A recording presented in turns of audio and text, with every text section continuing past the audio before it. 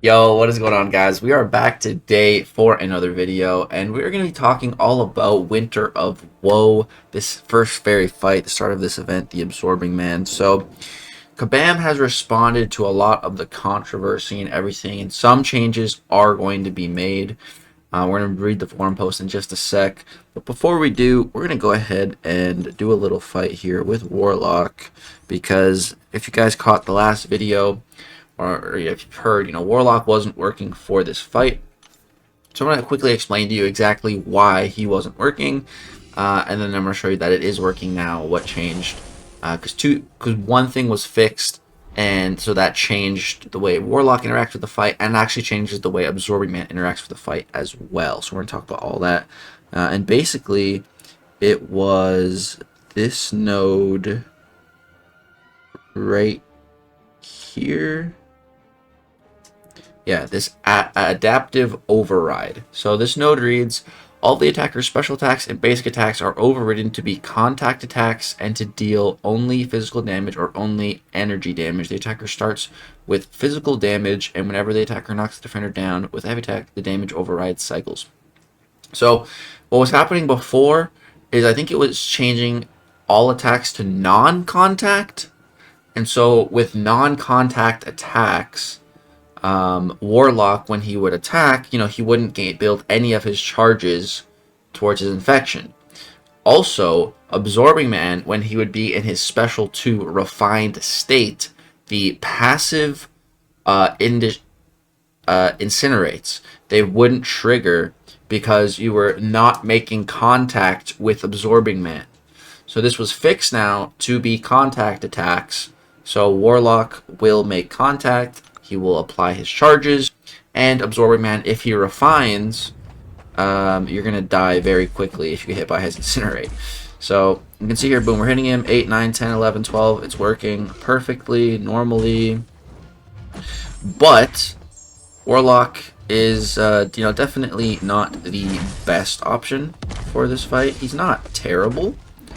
He can work for the robot objective. My good buddy Andrew the Rough did get a solo with a 7-star Warlock running the recoil masteries. So it's possible. It's just not great. It's just not great.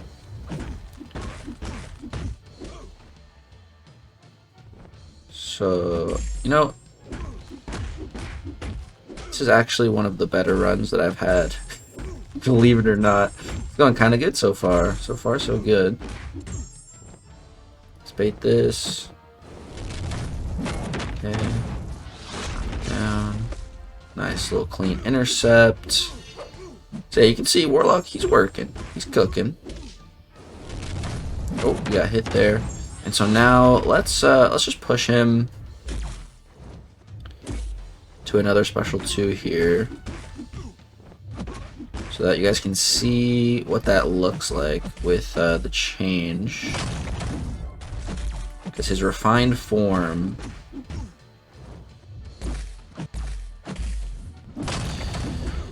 alright, bait this. So you guys will see here. We're going to hit him one time and watch my health. One blocked hit, watch my health. And I'm dead.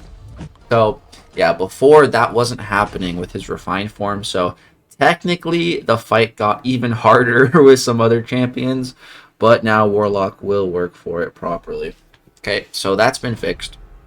Let's go jump over to the forums now and take a look at what Kabam is saying. So, updates to Winter of Woe, Quest 1. Greetings, Summoners. We have an update on the first fight of Winter of Woe. Before we talk about updates, we need to reiterate that this is meant to be end game content. Meant for end game players. And that it should not be something that is easy to do. And that some investments of time, items, and energy is to be expected, and having a deep roster is going to be an advantage, and having a shallow roster may be a pretty big hindrance. This is intentional. That said, we do recognize that the difficulty in this fight, and especially in one of the objectives, is more than our players are comfortable with.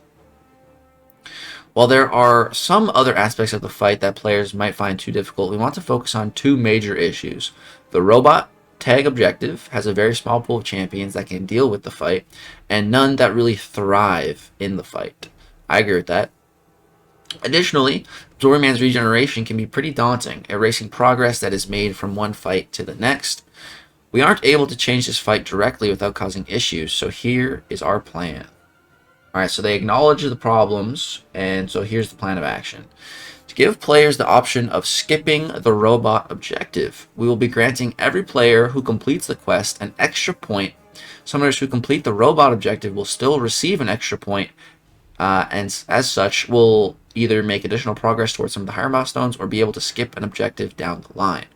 We weren't able to address the regeneration or overall kit of AbsorbingMan right now, but we will be taking the time to address his general mechanics and regeneration for when he returns in the gauntlet. That's good. We also know that players are concerned with the energy that is required to complete this fight. We are not going to make any changes at this time. We expect some upcoming fights to be easier and want to see where this tuning lands with a larger sample of these fights. This is something we will continue to assess as Winter of Woe proceeds. We are not making changes based on the other two objectives from a player performance and design perspective. The Gamma objective has a wide variety of champions that can deal with this fight effectively, and the Sinister 6 objective is for Valiant players who should expect to have access to a very wide roster of champions. Thank you all for your feedback and your patience as we work to assess and address the situation. Assess and address. So, some key takeaways here, guys, is I really get the feeling that this AbsorbingMan might just be the hardest fight in all of Winter of Woe. Because, you know, they expect that other fights, upcoming fights, to be easier. So I think this one was just really difficult. I think they started with, like, the hardest one first. But yeah, so what do I think about all these changes and everything? So I think this is really great. I think this is absolutely fantastic. I think this was the biggest issue personally with the challenge and everything. I understand other people's dismay and feedback and issues with the energy costs and other things, but to me, in my perspective, like, even I'm struggling, you know, to complete this robot objective, and it's a Paragon objective. Like, if that's the case, you know, there's no way in hell this should be a Paragon objective. Maybe a Valiant one, but even still, like, very, very limited tag. So yeah, the tag just doesn't make a ton of sense here. And it's great that it's being taken out. So, you know, as long as you defeat AbsorbingMan, it can be with any champion, you know, it doesn't matter. You're going to get an extra point in place of the robot tag. And if you still complete the robot objective, or if you already did, you're just getting an extra point, so you're going to get to the milestone rewards a little bit quicker. So, yeah, I think this is a great solution, a great fix. Does it address every issue, and is this going to make Winter of Woe perfect? Of course not. But to me, this is a quick and simple change. You know, that's not going to cause further bugs in the fight or in-game. It's a good change that, you know, I'm sure there's not going to be anyone who doesn't like this. You know, I feel like the entire community can agree this is a good change, and we all like this. I'm sure some people want more, but I'm sure we can all agree that this is good, and it's great to have this. So yeah, I think that's good. And also, just what this shows is that Kabam is listening. You know, this fight came out yesterday. This is the day after it came out, and Kabam is already, you know, making changes, listening to feedback. So, you know, I think that's just a really great sign that they're really paying attention and listening to the community, which, you know, is kind of rare for Kabam. You know, at least in this kind of a timely fashion. A one day, and yesterday, you know, they fixed the Warlock bug yesterday. You know, after, so, you know, fixing a bug like that on day one, like, they're on the ball. They're paying attention to this kind of thing, which is good. You know, I'm sure some people say, well, you know, there shouldn't have been the bug to begin with. But, I mean, hey, playing this game, there's always going to be bugs. There's always been bugs, and there will always be more bugs. And if you have a problem with that, then I suggest you stop playing the game, because that's just what this game is. That's what this game is, bro. It's there's bugs. We got to deal with it. So, yeah. As far as the whole energy cost thing, I know a lot of people don't like that. Personally, I don't really have too big of an issue with it. You know, the way I look at it is energy is a renewable and technically unlimited source with time. Plus, you can buy more with units that you can grind. So yeah, the energy to me, not that big of a deal. Also, just this is personal experience and everything. I mean, I can just show you guys. I've already burned through a couple of refills, fighting this absorbing man. And if we look in my overflow, I still have plenty more refills. Like, refills just expire for me. Like, I don't play the game enough to use all of my energy refills that I get. So, like, to me, energy is totally fine. I don't mind using it. Is it annoying? Yes.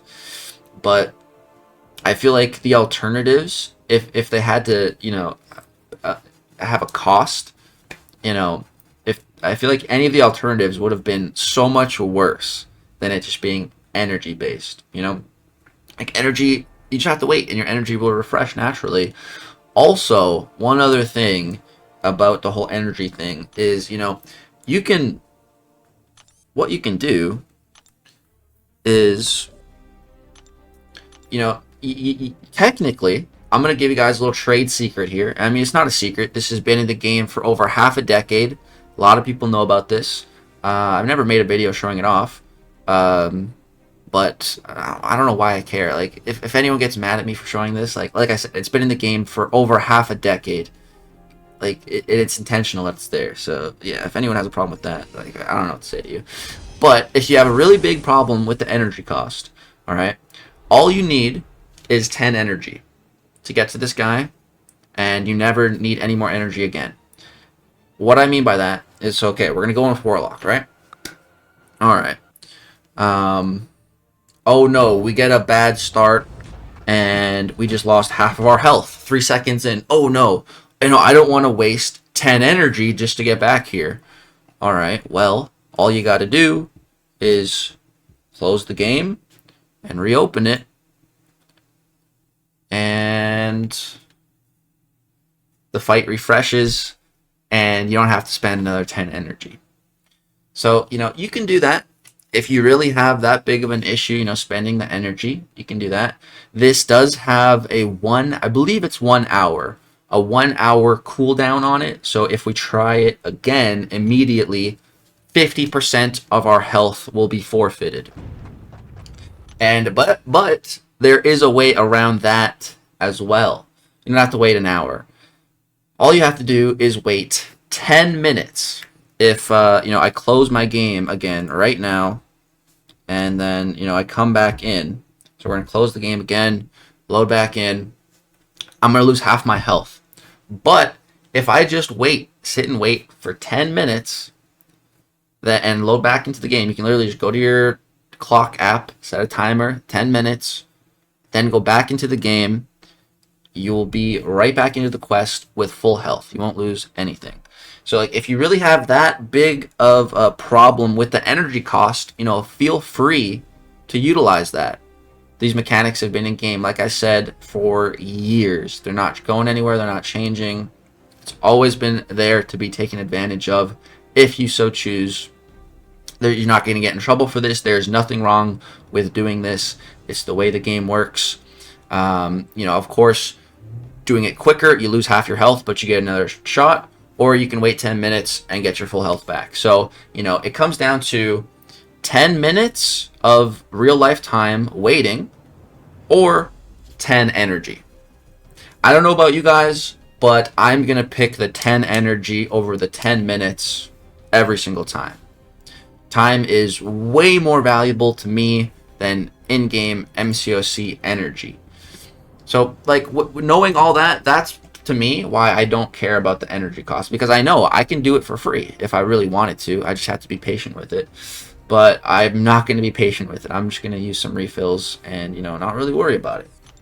So, yeah, that should, fix the problem with energy if you want to go that route. But for me, like I said, not too big of a deal for me.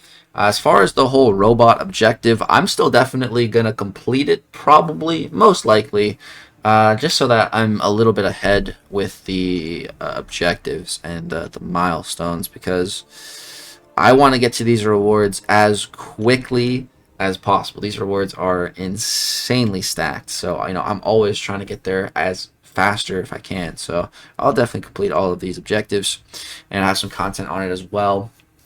I might just like throw on suicides, boost up, and try to get it done quick. Use a couple revives. I'm not sure yet. Might go for some solos. We'll have to see. But yeah, that's the big update from Kabam. That is their response to the Winter of Woe quest number 1, Absorbing Man fight. That's my breakdown, some tips, some tricks, some insider information for you guys. That's all I got for you in today's video. If you enjoyed all the info, I would appreciate you dropping a thumbs up. Subscribe if you want to see more content. Thank you so much for all the love and support. Peace out.